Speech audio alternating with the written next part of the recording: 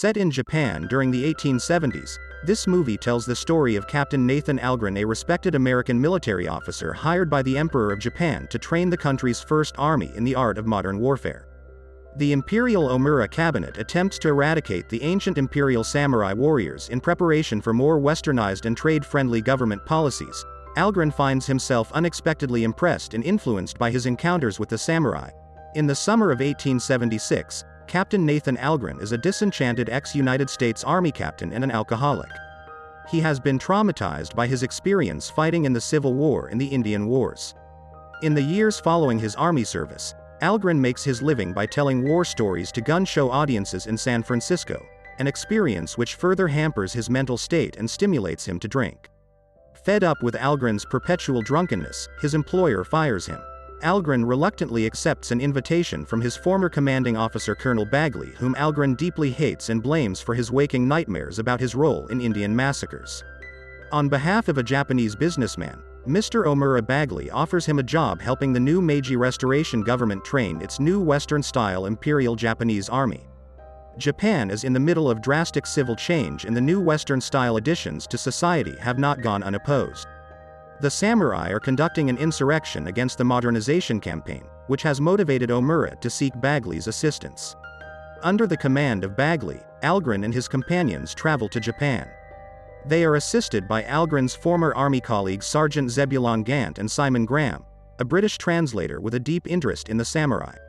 The newly formed Japanese army is formed of poorly trained and equipped conscripts, peasants who completely lack combat experience.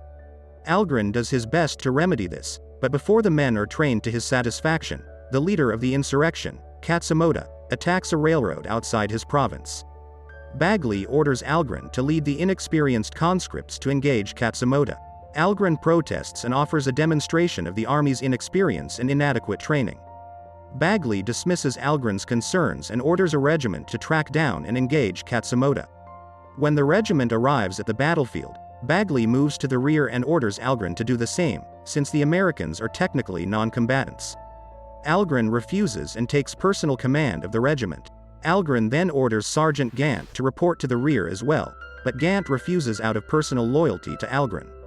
During the battle, despite Algren's best efforts to command and encourage them, the conscripted peasants panic. Samurai swarm the wholly unprepared army and the soldiers flee in disarray. Algren and Gant stand their ground and manage to kill several samurai, but Gant is killed by a red-masked samurai named Hirotaro, and Algren is thrown from his horse. On foot, he desperately fends off several samurai with a broken spear embroidered with a flag depicting a white tiger. The flag on the spear reminds Katsumoto of a vision he had during meditation. Hirotaro, Katsumoto's brother-in-law, prepares to kill the wounded Algren, but Algren seizes a spear from the ground and stabs Hirotaro through the throat, killing him. Believing what he has witnessed to be an omen, Katsumoto stops his warriors finishing off Algren and takes him prisoner. His forces take Algren to their isolated village, where Algren gradually recovers in a house belonging to Hirotaro's family, including his widow Taka, her two sons, Higan and Magajiro, and Katsumoto's son, Nobutada. Over time, Algren overcomes both his alcoholism and the nightmares of his traumatic past, and begins to assimilate to village life, although he does not adopt many Japanese customs. Eventually, he meets Katsumoto, who takes an interest in Algren and begins conversing regularly with him, each gaining a healthy respect for the other. Algren confides in his journal that he has never felt entirely at peace until he came to live among Katsumoto and his people. Despite lingering fidelity to her dead husband Hirotaro, Taka develops romantic feelings for Algren, particularly when she notices his fatherly relationship with her children. Algren studies swordsmanship under skilled swordmaster Ujio, gradually gaining skill in the rising respect of the village samurai, and becomes fluent in Japanese as he converses with the local residents, earning their admiration. One evening, during an open-air torchlight performance, Katsumoto parodies the comic role of a kaijin actor. The villagers' carefree respite is interrupted by an attack by ninja assassins. Algren raises the alarm and then takes up a sword to help defend Taka, her children, and Katsumoto. He fights skillfully, killing a number of attackers, earning Katsumoto's respect. The samurai defeat the ninjas but with many losses. Though Katsumoto does not confirm it, Algren deduces that the attack was ordered by Omura. In spring, Algren joins Katsumoto in a trip to Tokyo that has been approved by the emperor.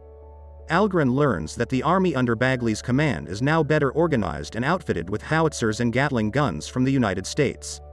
Omura offers Algren a new contract to assume command of the army and crush the samurai rebellion, but Algren politely declines by agreeing. In private, Omura orders his men to kill Algren if he attempts to warn Katsumoto of their intentions.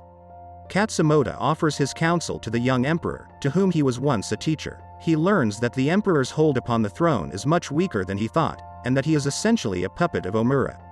When Katsumoto refuses to observe a new law that forbids samurai to carry their sword in public, Omura orders him arrested and confined to his home in Tokyo. Anticipating an assassination attempt on Katsumoto, Algren attempts to warn him.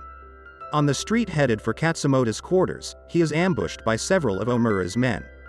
Unarmed, Algren kills all of his attackers, narrowly escaping death by using the skills he learned while living among Katsumoto's people. With the assistance of Ujio, Nobutada, Nakao, the Silent Samurai, and Graham, Algren frees Katsumoto from custody. During their flight, Nobutada is mortally wounded and stays behind to aid his father's escape. Algren watches a mortally wounded Nobutada charge their foes, only to be cut down by gunfire. Katsumoto is still mourning the loss of his son when he receives word that 2 battalions totaling about 2,000 Imperial Army soldiers, commanded by Omura and Bagley, are marching out to engage the samurai. A counterforce of samurai, numbering only 500, is rallied. Algren tells Katsumoto about the Battle of Thermopylae, in which a small force of 300 Greeks held an opposing force of 1 million Persians to a standstill for 3 days by using the terrain and the enemy's overconfidence to their advantage. Algren suggests using a similar tactic in the current situation to reduce the effectiveness of the enemy's artillery.